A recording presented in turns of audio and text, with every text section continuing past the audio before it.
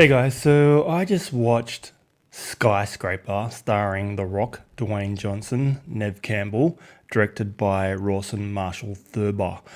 I was really excited for this film. Massive fan of Die Hard, so what I thought this film was going to be, going by the trailers, was essentially a reimagining of the Die Hard concept. Not a remake, not a reboot, just taking that legendary classic film and kind of putting it into a new modern day setting, starring one of the biggest stars of today, The Rock. I love everything he does. He's one of the most charismatic actors going around today.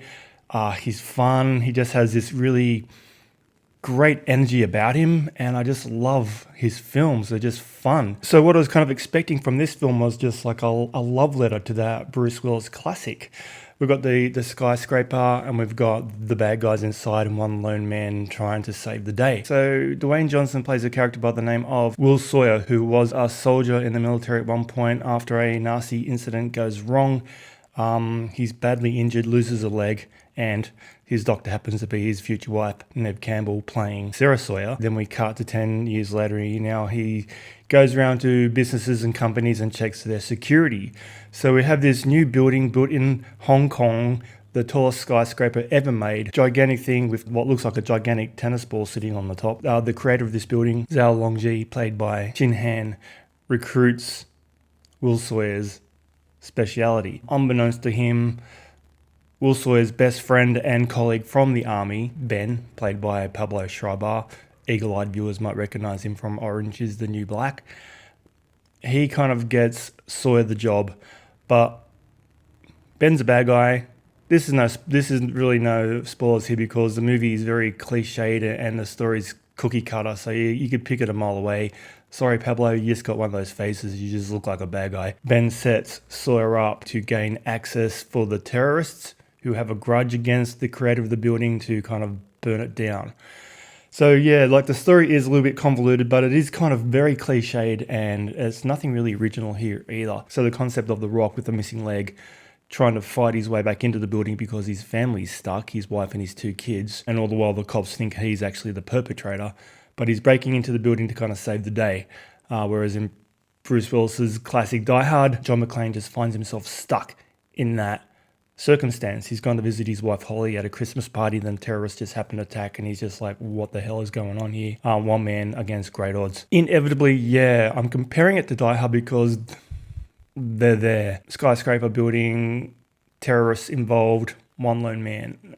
You can't help but compare it. So this movie already had that going against it. So the comparisons were inevitable. In Die Hard, the building was as much a character as the star. You kind of got a real sense of where you were in the building and it become a really important, integral part of the story. This one, not so much. You kind of didn't really understand where you were in the building. There's this big level where it's just all like a park with trees and waterfalls and all that kind of stuff. It's really nice. But a lot of this film is blatantly CGI as well, so that really stands out quite a lot. And the final action scene at the end, instead of being like an amazing set piece up high on this skyscraper, it's set in a room that's essentially a mirrored maze. So it kind of really took me out of the film because it was just an odd choice. The Rock, yeah, he's dependable as always, and yeah, it was really cool seeing Nev Campbell on screen. I've been a massive fan of hers ever since the first Scream movie. I did kind of dive into Party of Five for a little while, but I really didn't get into it too much. But Nev Campbell has always been one of those actresses I enjoy seeing on screen. Pablo Schreiber is good as a bad guy, but he pretty much is just a cameo. But yeah, it was cool seeing Noah Taylor in here, an Aussie actor who I've been watching his career for a long, long time. He's not one of those big, good-looking Aussie movie stars that are currently taking over Hollywood. He's more of a character actor. Recently seen in Game of Thrones as well, so it was really cool seeing him turn up. But yeah, the story itself was just kind of a little bit really let down. The Rock tries really hard, and at the end of the day, yeah, this movie wasn't bad. It just wasn't as good as you kind of expected it to be, and The Rock does kind of do his best to carry it, but it just kind of falls flat, but he does make it entertaining. So on the 4K HDR, yeah, the film looks gorgeous. It's set in Hong Kong, so a lot of those neon lights and the night scenes are beautiful. The highlights, the HDR really does kick in a lot. The colors are gorgeous. The CGI looks okay, even though obviously very, very CGI, it looks nice. And a lot of the scenes when the building's on fire, the flames look really, really cool too. So yeah, it's a good looking film. Can't knock the HDR. It looks really crisp in the 4K, so it's very, very nice.